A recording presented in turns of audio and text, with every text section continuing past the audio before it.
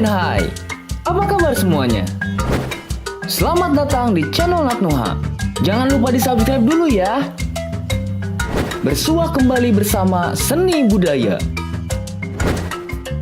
Dalam pertemuan kali ini, kita akan mempelajari tentang pengertian dan tujuan seni lukis.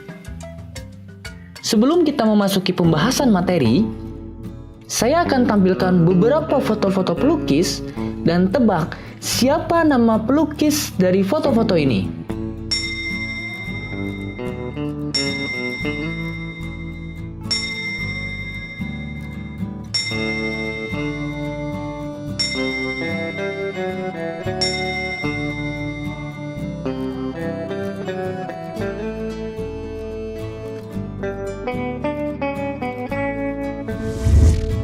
Nah, seni lukis atau melukis, apakah itu? Seni melukis adalah sebuah pengembangan dalam menggambar yang memiliki keunikan atau ciri khas masing-masing. Ada sedikit perbedaan antara menggambar dan melukis. Menggambar dapat diartikan membuat tanda-tanda tertentu di atas permukaan dengan mengolah goresan dari alat gambar.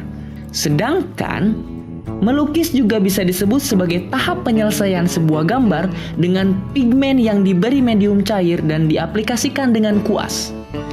Jadi, perbedaan yang paling menonjol adalah pemberian pigmen menggunakan medium cair. Jika menggambar, itu bisa disebut sebuah lukisan yang diberi pigmen padat. Nah, barusan adalah pengertian seni lukis secara umum. Sekarang, kita akan membahas pengertian seni lukis menurut para ahli. Yang pertama yaitu menurut Tolstoy. Seni lukis adalah ungkapan perasaan pelukis yang disampaikan pada orang lain agar mereka dapat merasakan apa yang dirasakan pelukis. Jadi, sebuah karya lukisan dapat menjadi sebuah interaksi dua arah antara si pelukis dan orang yang melihat lukisannya. Jadi, apa yang diungkapkan oleh pelukis, para apresiator yang melihat lukisan tersebut pun dapat merasakan apa yang dirasakan si pelukisnya. Yang kedua, menurut Thomas Munro, seni lukis adalah alat buatan manusia untuk menimbulkan efek-efek psikologis atas manusia lain yang melihatnya. Hampir sama dengan pengertian Tolstoy, hanya saja Thomas Munro menekankan pada efek-efek psikologis, yang mana bisa saja sang pelukis tidak merasakan apa yang dicurahkan kepada lukisannya, tetapi dia bisa membuat yang melihatnya timbul efek-efek psikologis dalam dirinya. Yang ketiga yaitu menurut Sudarso, seni lukis adalah karya manusia yang mengomunikasikan pengalaman-pengalaman batinnya, kemudian pengalaman tersebut disajikan secara indah, sehingga menimbulkan pengalaman batin pada manusia lain yang menghayatinya. Maksudnya, di sini seperti kita bercerita kepada teman, hanya saja disampaikan lewat lukisan dan dibuat menjadi lebih indah agar orang yang melihatnya dapat menghayatinya dan merasa terkesan. Yang keempat, menurut Sonny Ade dan Iman R, seni lukis merupakan kekuatan peradaban manusia, kekuatan budaya, karena dalam melukis, kita dilatih untuk jeli, cermat, dan teliti dalam mengamati fenomena alam dan kehidupan. Nah, seni lukis juga merupakan kegiatan seni rupa yang mengalihkan objek 3 dimensi yang ada di alam ke dalam media 2 dimensi untuk bisa mendapatkan sebuah kesan tertentu. Semisal kita melihat fenomena alam ataupun realiti kehidupan, hal yang biasanya tidak dilihat orang secara umum, kita ekspresikan ke dalam seni lukis, ke dalam sebuah gambar lukisan, agar banyak orang yang bisa menikmatinya. Yang kelima, menurut Herbert Reed, seni lukis adalah kegiatan rohani yang merefleksikan pada jasmani dan mempunyai daya yang bisa membangkitkan perasaan atau jiwa. Jadi, seni lukis juga dapat menjadi sebuah motivator. Tidak hanya sebuah kalimat-kalimat yang memotivasi, tetapi lukisan pun bisa menjadi sebuah motivasi atau bahkan menjadi sebuah motivator untuk membangkitkan perasaan ataupun jiwa. Yang keenam, menurut Myers, seni lukis mengungkapkan nilai-nilai intelektual, emosional, simbolis, religius, dan nilai-nilai subjektif lainnya. Seni lukis bukan hanya sekedar ekspresi perasaan, tetapi mengandung nilai-nilai yang disebutkan tadi. Yang ketujuh, yaitu menurut Galleria Fascia Art Studio, seni lukis merupakan cabang atau bagian dari seni rupa di mana wujud dari lukis itu sendiri merupakan karya dua dimensi dwimatra. Jadi, lukisan atau melukis memiliki arti yang lebih karena lukis merupakan sebuah pengembangan yang lebih utuh dari sekedar menggambar. Jadi tidak sembarang orang mudah untuk melukis. Beda dengan menggambar yang lebih mudah kita lakukan, yang lebih mudah kita praktekkan daripada melukis. Karena melukis adalah tingkat atau tahapan yang lebih tinggi, yang lebih luas lagi dari sekedar menggambar saja. Setiap pelukis tentunya memiliki tujuannya masing-masing ketika mereka mulai kegiatan melukis. Dan ini merupakan beberapa tujuan kegiatan seni lukis, diantaranya sebagai berikut. Yang pertama adalah tujuan magis.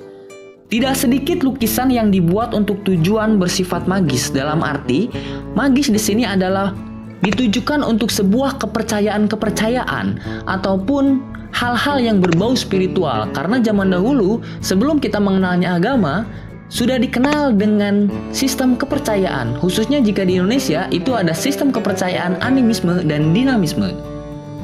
Yang kedua yaitu tujuan simbolis.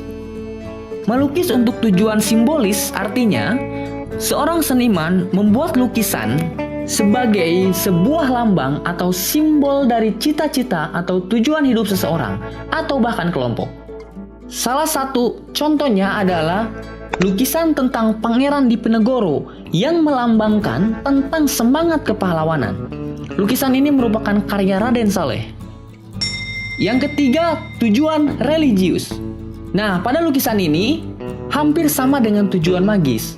Hanya saja, pada tujuan religius, ini lebih pengabdian dari sang pelukis kepada para leluhurnya, misal kepada Tuhan, nenek moyang, ataupun dewa. Yang keempat, tujuan ekspresi. Lukisan ini dilakukan oleh seniman untuk bisa mengungkapkan apa yang menjadi pikiran dan perasaannya, tanpa terikat oleh unsur-unsur lain di sekitarnya. Sang pelukis hanya ingin mencurahkan perasaannya ke dalam sebuah gambar, ke dalam sebuah lukisan. Tidak ada alasan lain, tidak ada paksaan lain, tidak ada dorongan dari luar, hanya ingin curhat saja ke dalam sebuah media visual, yaitu lukisan. Yang kelima, tujuan estetis. Lukisan ini dibuat untuk menunjukkan sisi keindahan. Beberapa contohnya adalah fenomena alam, pemandangan alam, atau bahkan keindahan-keindahan lainnya seperti galaksi, bulan, ataupun pemandangan-pemandangan lainnya yang tidak bisa kita lihat secara langsung, tetapi dapat diimplementasikan ke dalam sebuah lukisan yang sangat indah. Dan yang keenam, yaitu tujuan komersil. Pada tujuan ini, lukisan dibuat hanya untuk dijual. Sang pelukis tidak merasakan apapun, tidak menimbulkan ekspresi apapun. Karena lukisan untuk tujuan komersil itu bisa dipesan oleh sang pembeli. Sang pelukis akan menggambarkannya sesuai dengan pesanan. Nah, itu adalah 6 tujuan setiap pelukis yang akan memulai kegiatan melukisnya. Nah, kali ini kita akan mencoba latihan untuk menebak lukisan-lukisan yang ditampilkan. Kira-kira menurut kalian, sang pelukis membuat lukisan tersebut untuk tujuan apa? Nah, untuk halaman latihannya, silakan kalian cek link deskripsi di bawah untuk menuju halaman Google Form yang harus kalian isi.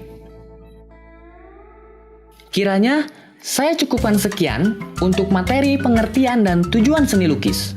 Saya harap apa yang saya sampaikan tadi dapat kalian cerna, pahami, dan jika kalian ada hal yang ingin ditanyakan, silakan tanyakan di kolom komentar atau langsung saja hubungi saya secara pribadi. Oke, terima kasih. Like video ini jika kalian suka. Tambahkan pendapat kalian pada kolom komentar di bawah. Bagikan video ini di akun media sosial kalian. Agar tidak ketinggalan video yang lainnya, silakan di-subscribe. Terima kasih, selamat belajar, dan bye-bye.